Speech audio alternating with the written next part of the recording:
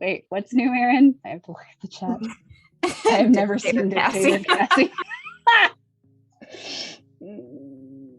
She comes out when she's really, really, really tired. Like today.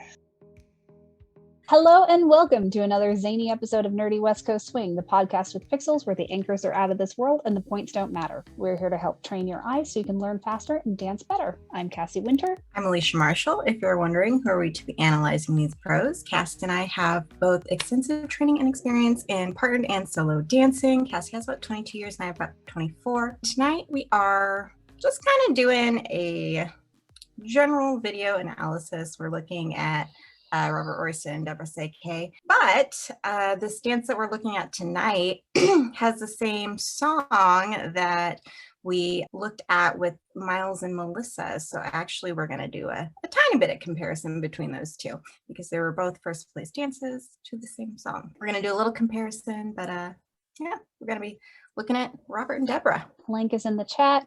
When you're done, we'll get to analyzing. Mine's done. Do you want me to put the other one in the chat? Yeah, sure. So I'm going to go ahead and put the Myles and Melissa video in the chat for anyone that would like to watch as a refresh. So before we dive into the screen share, I think it might be interesting to talk about both couples just get the point of the song. Yeah. So even though we watch two fairly different dances, they're both using the same tools from West Coast Swing and musicality to dance to this song appropriately. So some of those is a staccato, faster movement, more trading places than full passes. Because it's a faster song, they're both utilizing the differences in speed that they're dancing at. So they're not dancing at that high speed the whole time. They do it different ways. So with Robert and Deborah, they kind of do that like slowing down in a partnered way. And Melissa and Myles kind of do it in more of an individual, like, I'm going to wait to see what you're doing type of way. So it's different, but they both are taking that time to kind of slow things down and not be moving at that high speed the whole time. So it's kind of more selective full speed. It's kind of what I would say, which is extremely helpful, especially for this more upbeat music. Like, it's not even just that it's a faster speed, it's very upbeat. So that requires even more energy than just like having a faster speed in general. At least in my opinion, I think that that's what matches the music better, is to have more energy in your dancing when there is kind of more of like an upbeat music. That's just my opinion. I mean, you don't necessarily have to do that, but it does tend to fit better with the music. There's also quite a few other differences in the two dances just in general. So with Myles and Melissa as a whole, they're doing a lot more small movements, faster movements. And with Royston and Deborah, they're doing a lot of, it feels almost more aggressive in a way. And they're kind of dancing more to that beat of the song and that like bass rhythm. There's not a ton of small movements in it. Like, they're acknowledging things perfectly, but it's very different than what Myles and Melissa are doing in terms of just what they're acknowledging in the music. It does look different. The small movements that Myles and Melissa are doing kind of makes the dance feel a little bit lighter and faster than what Robert and Deborah are doing, which, I mean, neither is necessarily right or wrong, but it's just the style that they're choosing to do. And I did want to add in that, you know, all four of these pros have very diverse dance backgrounds. So it's not like, you know, Robert and Deborah only do West Coast swing, so that's why they're doing, you know, less, or, you know, it doesn't have anything to do with that. It's just the styles that they're choosing to do and what they're choosing to acknowledge in the music. I also wanted to say that there's a lot less straight triples in Myles and Melissa's dance than there is in Robert and Deborah. With Robert and Deborah, most of the times really that they're at the end of the slot, they're doing triples rather than styling of some sort. And their styling is coming more within the patterns that they're doing and things that they're doing together. So yeah, this is a prime example of, like, I like to say that West Coast swing is basically chemistry. Once you get to a certain, well, it doesn't matter what level of a dancer you are unique. And what you bring to a dance is unique, and what another person brings is unique. And then you might be different in that moment than other times. So it's always a very unique situation. You plus a partner plus a music, plus whatever floor you happen to be on, you'll get something unique. So we have the same song. We've got two different couples, and we have two fairly different dances, both first place winning. And if we were to swap the partnerships, if it were Robert and Melissa, that would be yet another different dance, but to the same song. And the same if we had a Myles and Deborah to the same song. I want to see those now. Yeah, that would be really interesting to see. Part of that is how you contribute to the partnership from your role, because Melissa tends to contribute so much to a dance, not just on like the small scale, like within the 2 counts, but she can influence the patterns if her leader is open to that. And that's actually something like we discussed with Myles, because of the way he set up the song, they were able to have a dance that he doesn't normally get to have with Melissa. Whereas with Robert, like one of Brandy's famous lines is like, if you draw Robert, you just follow and then take the check. Essentially, I agree. Deborah is really letting Robert take the lead, literally. I was not intending that pun, I'm sorry. What Robert does is he sets up moments for Deborah to shine as Deborah, like the thing that she's really good at.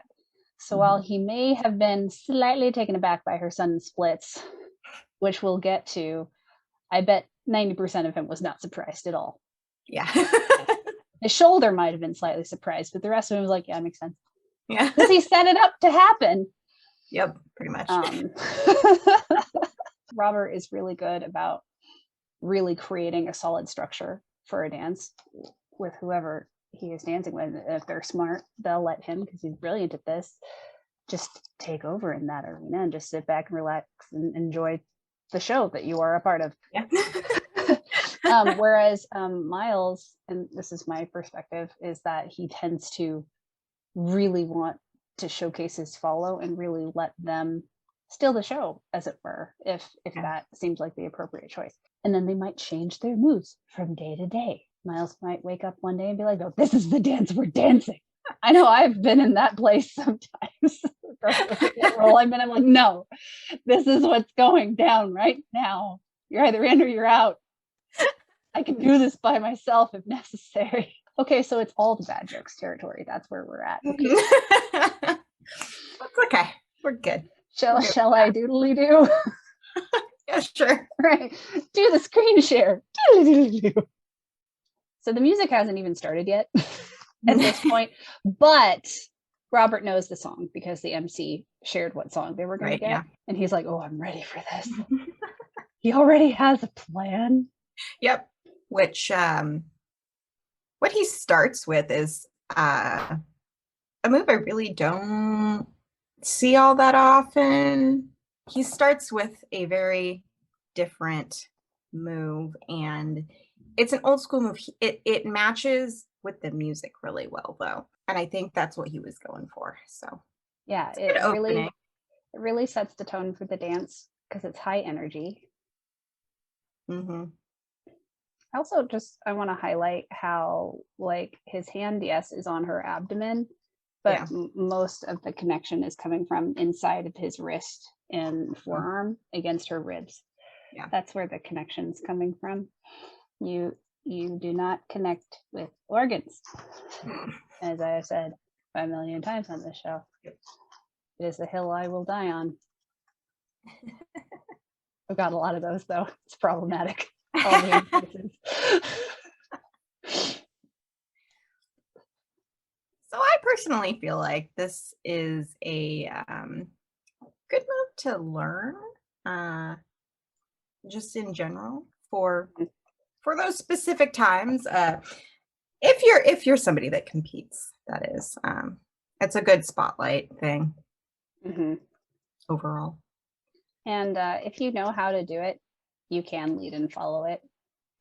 It is possible. You don't have to be able to read each other's minds. It is leadable. Yeah. From my perspective. Yeah, it's about freeing up the feet so that the feet can move in front of you. So you see here, they're leaning forward first, which allows their legs to be freed up. If they're standing right up over their legs, it's going to be hard to move them. So because they're leaning first, then they're able to release the feet and send them forward ahead of them. And then they're just kind of countering that with the upper body. So when the feet are then swinging forward, they're then leaning back so that they're really well balanced still. And then Robert invites Deborah to spin in place instead of traveling out of that. Oh, that would be cool. Go, go, go, go, go further. I think overall this dance is a lot of simple movements and some signature Robert and Deborah things. Yeah. Like that's the gist of this dance. Yeah, it's like really well done, simple basics sprinkled with like the perfect amount of musical moments that go well with the phrasing. Yep. Yeah. And everyone loves when Robert and Deborah start doing some old school things together. So hell yeah. That's obviously why they put some things in. But I think they also just like dancing that way together. So now this is a really interesting movement. It's really musical, but the way that they're kind of going through this, because Deborah ends up just on one foot, it's really important that Robert keeps her balanced over that foot. So he has both of her hands, and if he moves a specific way, if he moves too far away from her or too close to her, it's going to throw her off balance. And so he does a really good job of keeping her over that like one axis.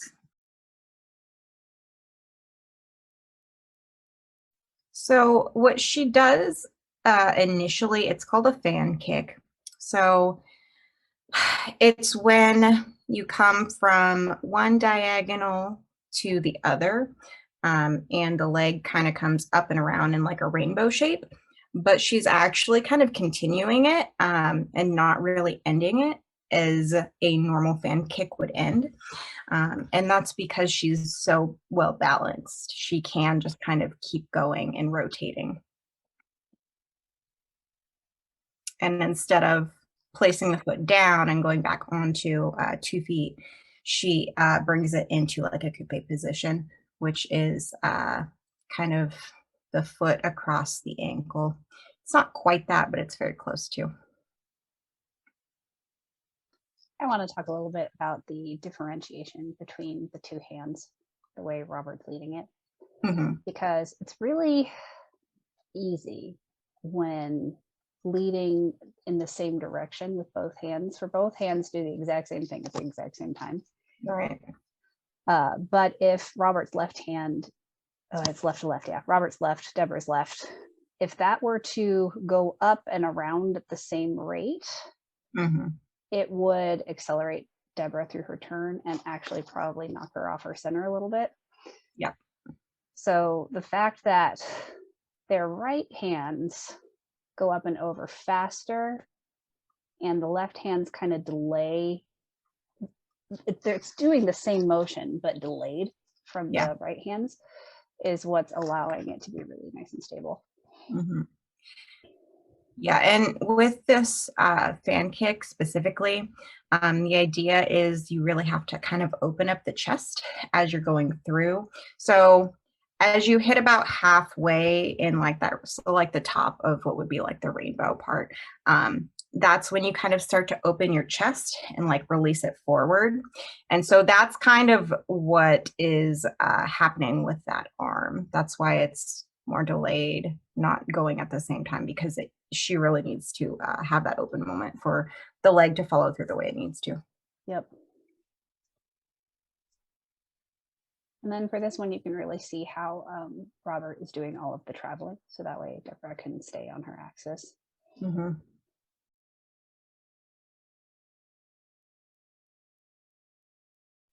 I also like that they kind of had like a repetitive moment with the spins that Deborah did. Mm-hmm. They're not the exact same, both of them, but they're similar, which is it's important because of what the music was doing. The music was doing something repetitive, so it was important that they also do something somewhat repetitive, at least. And it makes it so much more interesting, because if he were simply to have led her through that same spin over and over and over again, it's like, well, yeah, cool, but it's not as interesting. Right, exactly. I know sometimes it is nice to just repeat the exact same thing. That actually, it reminds me of the Ben and Melissa video that we watched last week with that arm catch. And that was extremely repetitive. They were trying to do the exact same thing. Yeah. But it's fine, but a lot of times it's nice to somewhat change it up. Mm-hmm. So here's a trading places underarm turn, one of the things I was talking about last week, but we also did a whole episode on it, which also featured Robert. So I'm not going to talk about it too much. Although I would like to talk about the angle that they arrive at on, is it count 4? 4, yeah. So they're both, because it's an accelerated underarm turn, they're both rotating faster, and they're letting that rotation continue. So that way they're actually placing their fours facing us in the audience. And they're both also really emphasizing it with a dig of the foot. Yep. Speaking of which, one of the reasons that this dance looks a little bit more aggressive in a way than the Myles and Melissa dance is because of how much they're picking up their feet.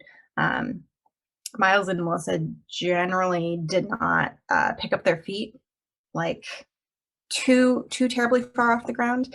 But you can see with Robert and Deborah, a lot of the time when they're going into their kind of triple movements, there's a lot more foot off ground movement.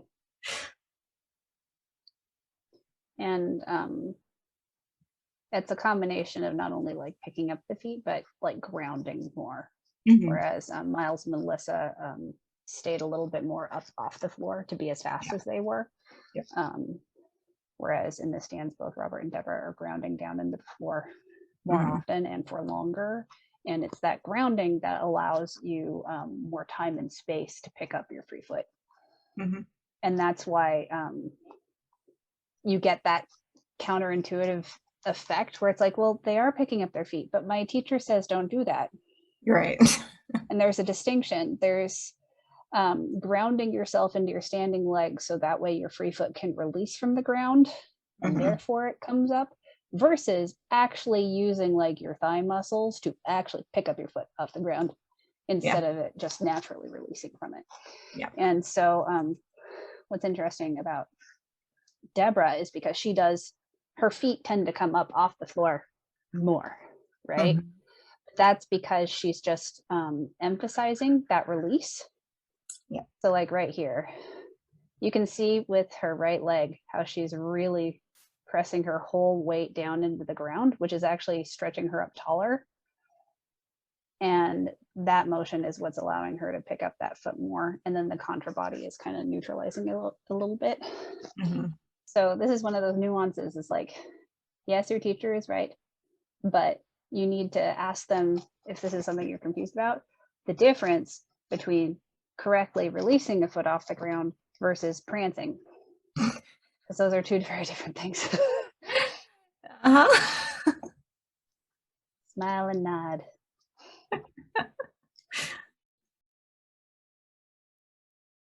Robert also has both of her hands a lot more in this dance. Myles and Melissa were rather open in their dance. It was just more one-handed. Mm-hmm. But Robert generally does two hands just so that they can do things more partnered. Mm-hmm. And it also helps add lateral momentum to the connection, so it's not purely linear, which at this speed, when you're dancing a longer slot like Robert and Deborah are, you need every tool in the toolbox to help dissolve momentum. Yeah. And that's one of them. Oh, double ochos, as in they're both doing forward ochos, and it's lovely. Can you actually go back? I wanted to point out that hand change that he does. So this one's really interesting because of the way that the backhand becomes what's leading, like up over the head, basically. So generally, you would go with that that right hand on for Deborah, her right hand. Yeah. That's what would end up going underneath or whatever. But we actually take it from that hand and we switch it so that that backhand comes forward and up above the head. So that right hand releases and it's ready for him to catch again. Yep. This is like a slight variation on like really OG side tucks, where right here you would be in compression on 2, so that way you could rock away from each other 3 and then both come back to the slot on count 4. And you can see that they are having a little bit of that away, not necessarily too much compression. There's a little compression here, but not too much. But you can see, we're going to pay attention to this handhold, how their fingers are very much curled around each other's palms. Yep. So that way they can be in tension from a high 5 handhold. And so right here, as Deborah is shifting her weight onto her right foot, they're actually in tension with Robert's left hand, Deborah's right. So that way that tension then releases. So it's still the left hand that's leading, Robert's left hand that's leading Deborah to continue down the slot. Yeah. It's just that the Robert's right, Deborah's left is the one that's following through with that motion. It's like a really crucial detail. Yeah. And because of Deborah, she's moving forward with that left leg, and then she has that left arm then coming up and over. It's extremely important that he makes that a really comfortable position for her arm, because that in and of itself is kind of an awkward position for her to be in, where that left arm is getting used with that left leg moving, like moving, putting the weight onto that left leg. Yeah, I'm just gonna repeat it for all leaders everywhere because it is that important. So what is leading Deborah to continue forward onto her count 4 and beyond is Robert's left hand releasing tension. It is not his right hand kapowing through space to lead her to turn. So, oh man, this is another pattern we should do a whole episode on. So outside turn into a hammer lock, and then the twisty, twisty, spinny, spinny out of the hammer lock. Yeah. All leaders, I swear, use the kapow method when they have access to my hip, for the love of all that's holy. And they're not really even good kapows. They're like limp kapows. You know, it's like, why don't you turn? And I'm like, why don't you leave me? Okay. Brendan said, yeah, a full episode on that would definitely be good. I would give that to the leads in my area. The death And of the Aaron limb said, kapow. That's what we'll call it. Aaron said, please demonstrate when we're in person. Yes, I will demo The Saturday kapow. night, and we'll see how quickly Steven and I become close bosom buddies, and then he could be my demo dummy, because that just sounds entertaining. Yeah. I'm here to be entertained, people. That's my life. All right, onward to Ochos. Yes. So, Robert, I literally just forgot his name for like a full second there. Sorry. It helps that we both know like way too many Roberts at this point. Yeah, that's true. So when he releases her right hand and then catches it, he goes back into kind of like, just like a regular handhold. But then when he comes into these ochos, he actually switches it so that his hands are facing up towards her, or his palms are facing her. Yeah, if he was Spidey, we'd be getting a double dose of web right now. I'm so sorry. There really is no in between for me, is there? No. Okay. All good. Okay. I'm moving on. Yeah, I just wanted to point that out because it's very important for movements like these to have that hand change. It's going to be extremely hard for you to lead if you stay in that same normal hand position. Yeah. Now let's talk about what ochos are. So Yes. the term ochos originally comes from Argentine tango. At least that's where I originally learned it. Mm-hmm. But basically, you're drawing figure eights on the floor with your feet. So let's pay attention to Deborah because she's closest to us in the camera. So she steps down the slot with her left foot, plants her weight on it, and then rotates around that spot. And she does a push off, and you don't have to do a push off. You can do a ronde, you can do a collect, but the idea is that you're rotating to your left and then you're stepping through in the opposite direction and then rotating to your right. Mm-hmm. And it's really common for leaders to just lead follows to do this on their own, either in closed position or open position.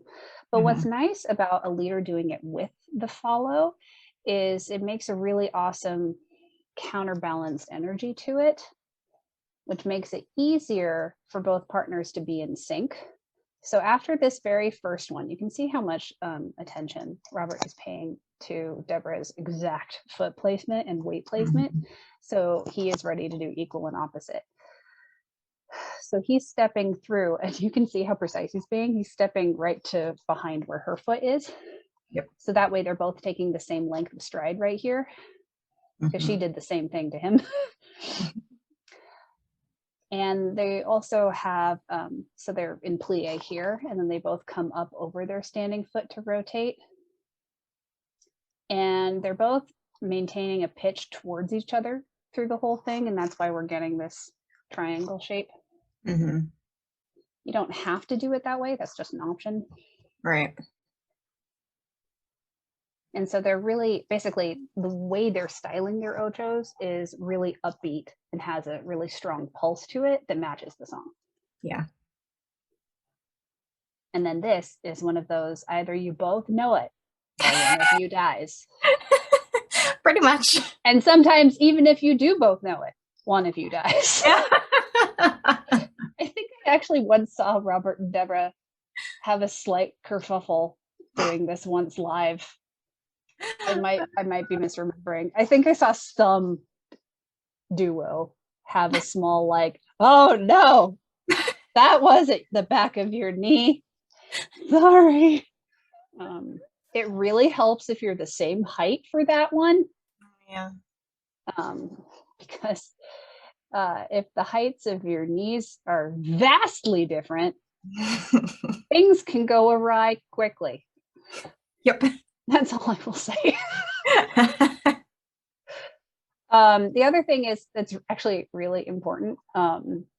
This is another bit of Argentine tango technique. And if I had I think you're doing it right. You're supposed to keep a straight leg until the back of your thigh makes contact with an obstacle, and then your leg bends in reaction to that. Mm-hmm. So technically, if your leg is bending before your thighs have touched, A, you're more likely to murder each other, and B, technically you're doing it wrong. But because they're both wearing black pants and there aren't quite as many pixels, it's hard to tell what the timing is, so I have no verdict here. We'll just say it's fine. Yeah, we'll just say it's fine. And Aaron said, story of my fun-sized Snickers life. I remember the first time I danced with Ben McHenry. I don't know if he had the same moment, the same thought, but I was like, our legs are the exact same length. This is magical. There was like, closed position was just like a dream because neither of us was going to murder each other. we could just become our own like four-legged creature, and it was fine. Always the goal. Always the goal. In West Coast Swing, you were trying to become a quadruped. Insert two people in a horse couple's costume gift here. Sorry, I need a moment because my own joke was too bad. Okay. Oh man. Okay, I've apologized enough tonight. I'm just gonna move on. All right, so here we have one of those musical moments. It's like really classic phrasing. So we've got walking confidently towards the audience. But in this instance, it's got a little bit of like a hustle tone to it. Yeah. So like in blues songs, we're used to seeing like boogie walks and stuff at this moment. But right here, it's feeling more like hustle or like New York style cha-cha. Mm-hmm. Yeah. You can tell though that Deborah was ready to keep going. Yeah. I think she wanted to like get nose to nose with the judge. Whatever. Because there's just a little bit of an extra delay in her responding to turning. Mm-hmm. Just a tiny bit. And then these are grapevines. Yep. If you don't know grapevines, you need to know grapevines. Yeah. So cross in front, side, cross and back. And then we've got a hook turn. This is one of my favorite things to lead. Barrel rolls.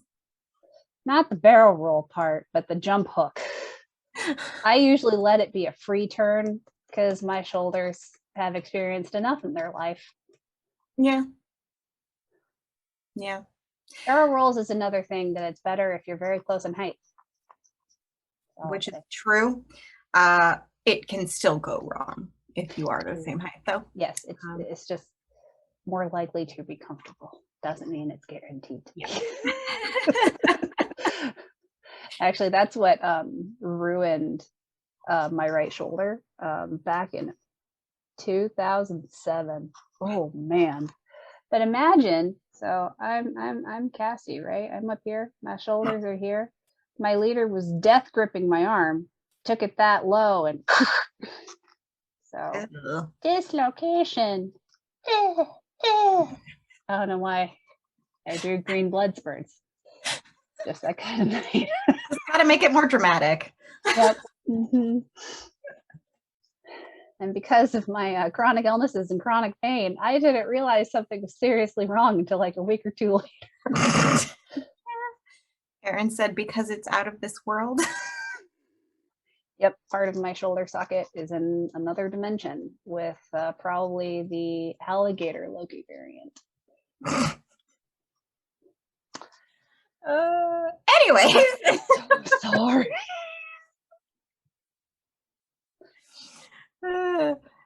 Back to Robert and Deborah. Back to our regularly scheduled programming. So this is another really simple, just stylized movement. Mm-hmm. So Robert was doing essentially like fancy feet, moving backwards. and Deborah was doing the forward moving version. It just adds like a little flair to a simple push tuck. Yeah, it's a little bit like Apple Jacks. Yeah. And that's where Fancy Feet comes from. Apple Jacks. Another thing you should know. I also kind of want to point out how at the very beginning of this tuck, Deborah's kind of leaning back.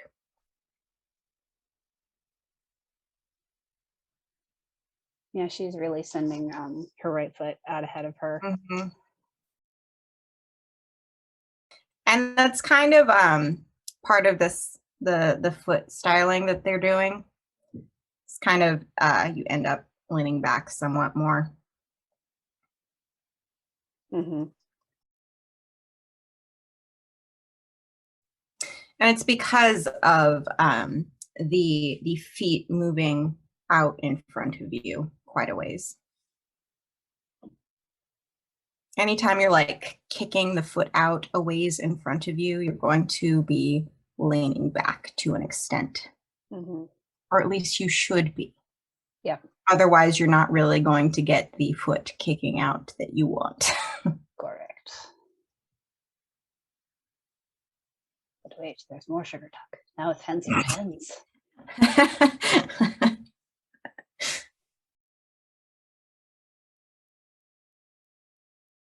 I love that Deborah just looks at the audience and is just like, yep. I'll just wait. Yep. That is the choice I would have made as well. I will add to that I think that a lot of follows, because, you know, we get told to be creative and play around with things. I do think a lot of follows would have done something in that moment because they felt the need to, but you really don't. I actually do see that rather frequently when it should, or not should, but it would be a good opportunity for the lead to be doing something by themselves. The follow will still also be doing something. And, you know, it's, people get anxious when they're not doing anything, you know? But it's totally fine to just wait and let your partner do something. I want to highlight another thing that Robert does when he does right to right, left to left, cross hands. He is crossing his forearms so that Deborah can still maintain a normal follow frame. Yeah.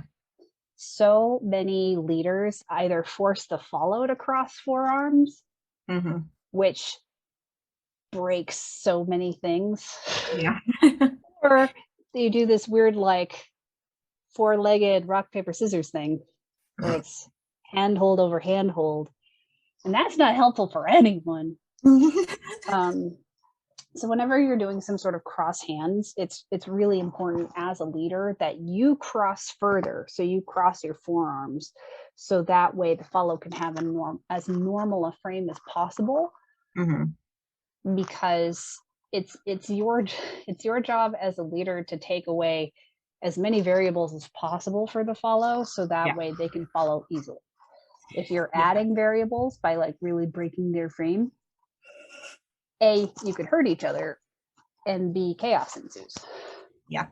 I think I've mentioned it before, but as a lead, you want to put yourself in the more awkward position because you know where you're going with it. Your follow doesn't. And so your follow needs to be able to have frame to go along with what you're doing. Yep. I want to talk about that. Oh, it's so nice. Okay, so we got a center counterpoint. We got the handhold right in front of Sean. And after Deborah finishes settling, or actually during it, Robert is twisting the handhold ever so slightly. And that's what's prepping her.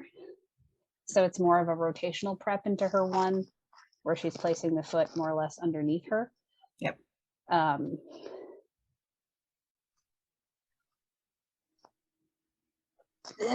what am I? Okay, what soapbox am I trying to climb on top of right now? My brain kind of fell out of my head for a second. But so it's not too wide. The reason why he's able to rotate it so much is because of where they're coming from. So right here, Deborah's thumb is actually rotated down and points slightly towards the floor. So that way it goes through flat to the other side, and actually just gets to as if she were to stick out her thumb, it would be pointing up at the ceiling right here. And that's an ergonomic position for a follow. If you take it further past, like if you take it too far in either direction, the follow will have to disengage their frame in order to not tear something in their shoulder. Yeah. I always love seeing a pause in movement to acknowledge something in the music. Me too. And then you can see how the after the rotation here, it rotates again, but back to normal, which continues perfect, Deborah. I just didn't want to not mention that. But yeah, this pause here. So not only is it great musically, but connection-wise, it's telling Deborah something new is about to happen. Yeah. So there are the kinds of preps that are mechanically prepping a partner, so that way their next movement is easier. But there's also like intellectual preps, which is where you just change something slightly enough to get your partner's attention. Like, hey, yeah, this is slightly different. Please pay more attention. Yep. And this moment served both musical and intellectual prepping. Yeah, he also moves himself directly in front of her, so she knows she's not going to continue forward. Yep.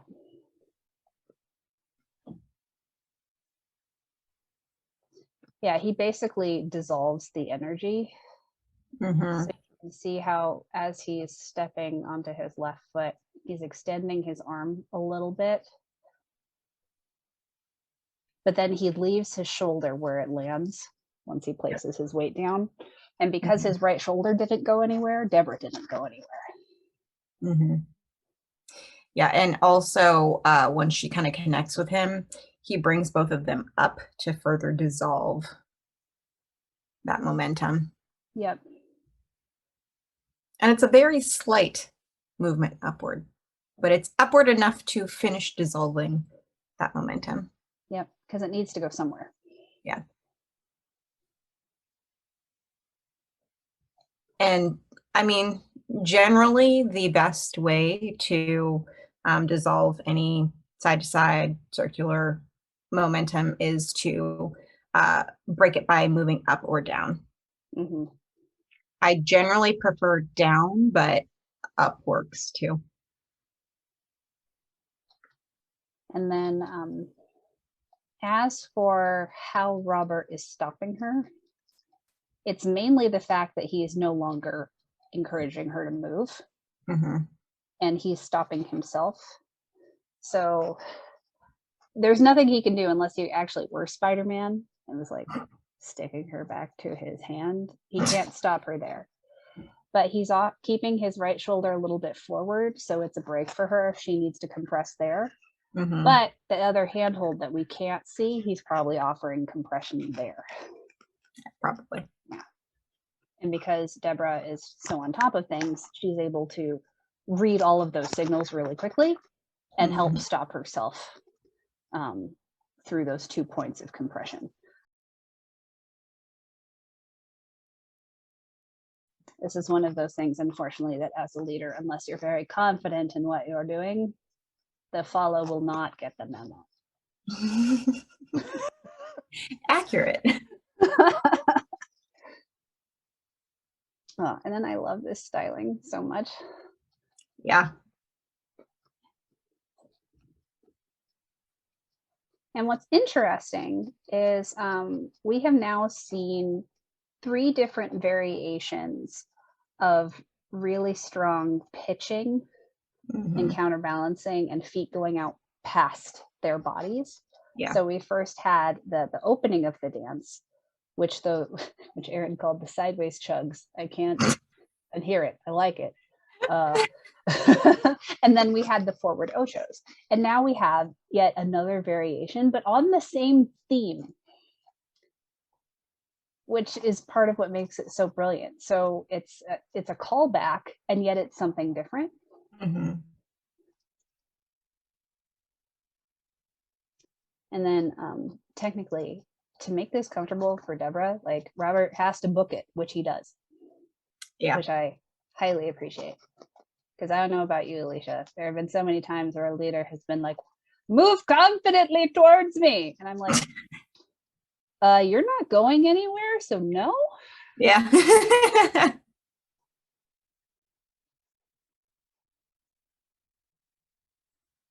There we have that accelerated and over-rotated underarm turn again. Mm-hmm. With the strong picking up of the feet. Yep. And back to another duck. Yes, but this time with a multiple turn exit. Variations.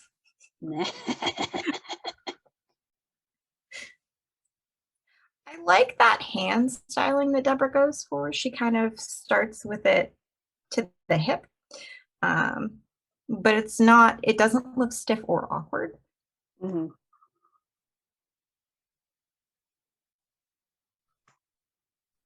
So she kind of places it down and then brings it back up. To have that much room for a free arm. Yes. The Deborah splits. There's something about the way her pants collect on the floor there that makes it look like her legs are kind of breaking at the bottom. A little bit. It makes it at once both more impressive and also like, wait, was that her knee? Oh no, it wasn't.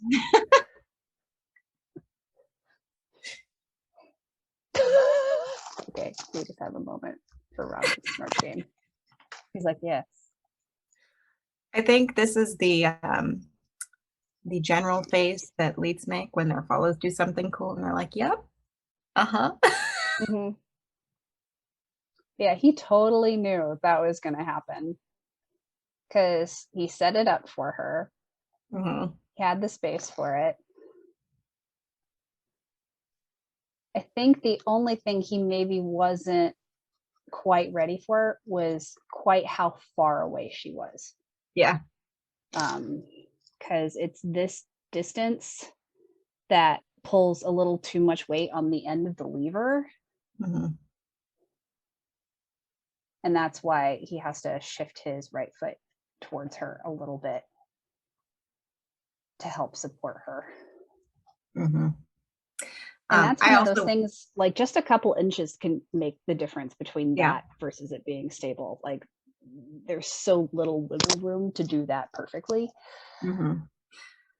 I also want to point out that he helps her with the rebound for it.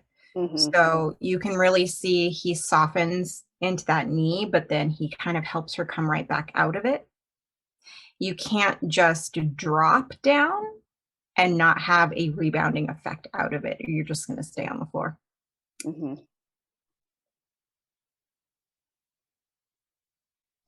And generally that rebounding effect, it is a down up. So even though she's already going down, because he is then going down and then back up, that's what's helping with that rebounding. Mm-hmm.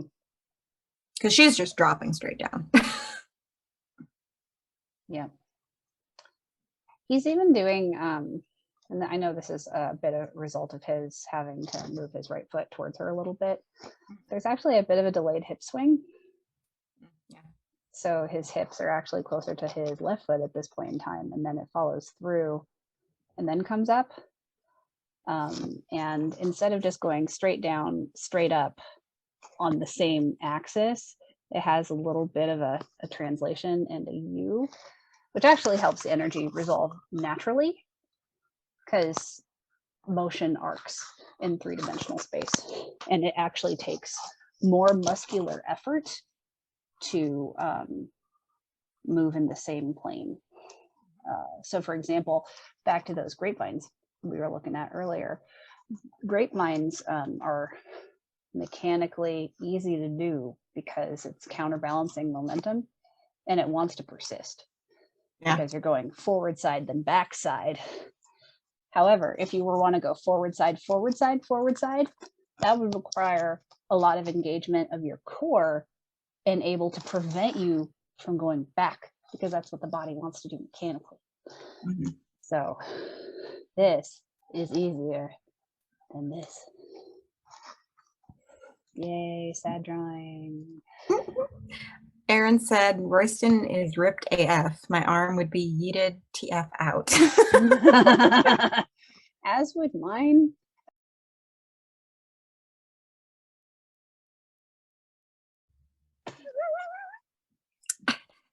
That's so much more fun in slow motion. It's like, oh yeah, I'm totally gonna do it too. See, watch me. Lies. I made you look.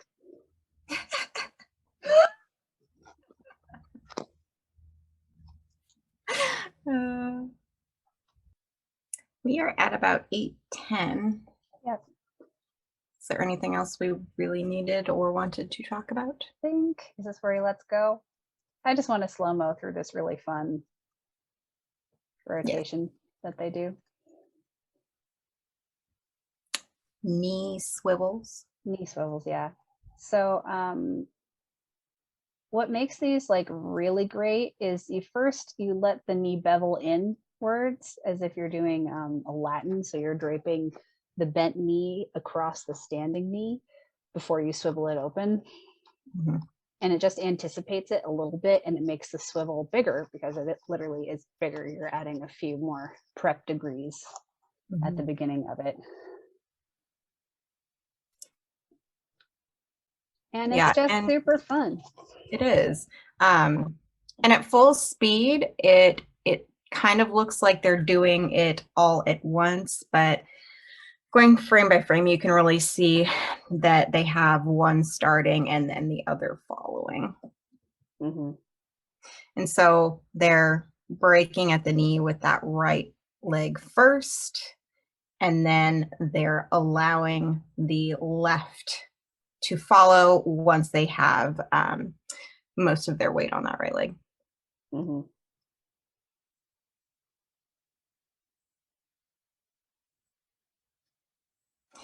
And they're basically getting the majority of their weight in the right leg in kind of like a forced arch position almost, because their heels aren't actually on the ground when they have the majority of their weight on that foot.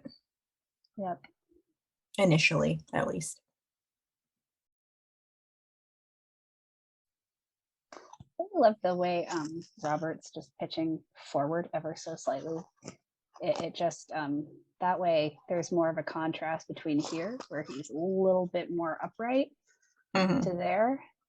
It's just adding just that much more variation between the two poses that makes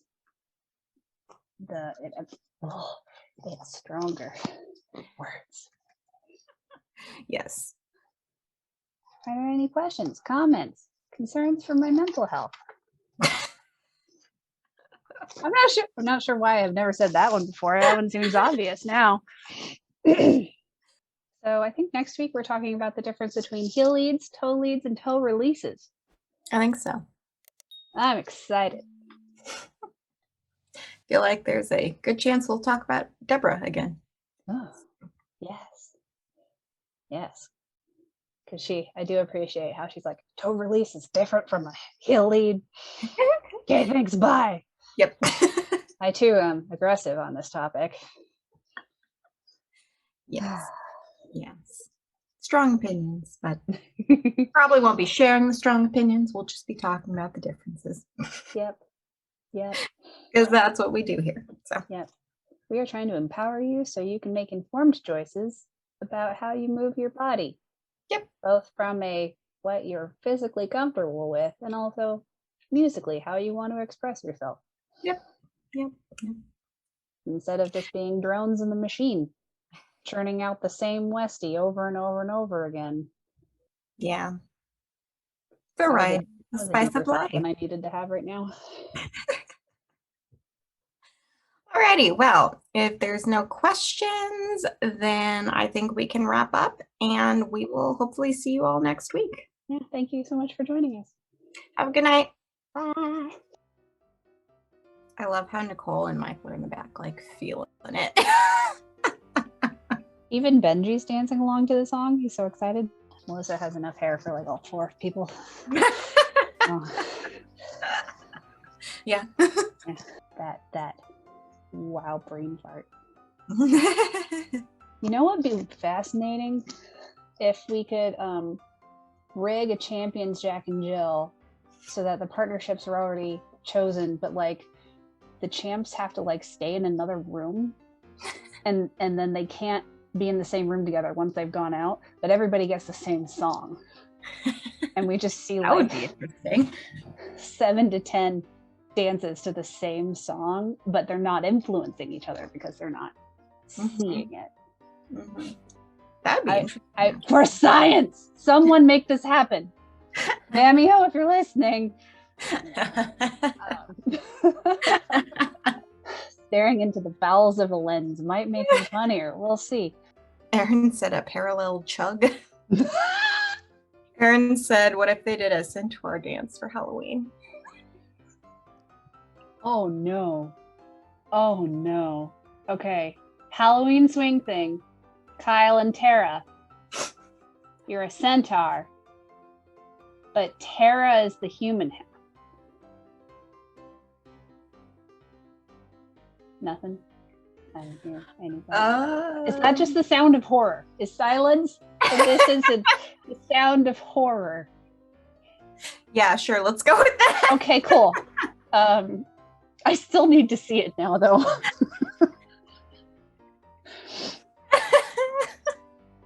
What's funny, in my script, I couldn't remember if the footwork was called Fancy Feet. And even right now, I'm 99.9% certain they're called Fancy Feet. But it's something Robert just does. It's like his screensaver for his feet. So what? I'm not wrong, though. Like, he just does, but so do I. It's a very satisfying thing. It's like a foot fidget. And he does it all the time. And in the story for Rose City, Happiest Event on Earth, as part of the curse, they lost some of their skills or whatnot. So like Brandy fell over and Robert caught her. And everybody was like, whoa, Brandy lost her balance. That's what is bad news. And then I wrote in the script for Robert to go over and just test some footwork to make sure he was okay. And I imagined him doing the fancy feet, but I was like, is that what it is? That it is. But I didn't want to embarrass myself on the page. So I'm just like, test some footwork. And then I'm sitting there in the audience and Robert does exactly what I pictured. And I'm like, chef's kiss. Oh, so good. You read your mind. Mm-hmm.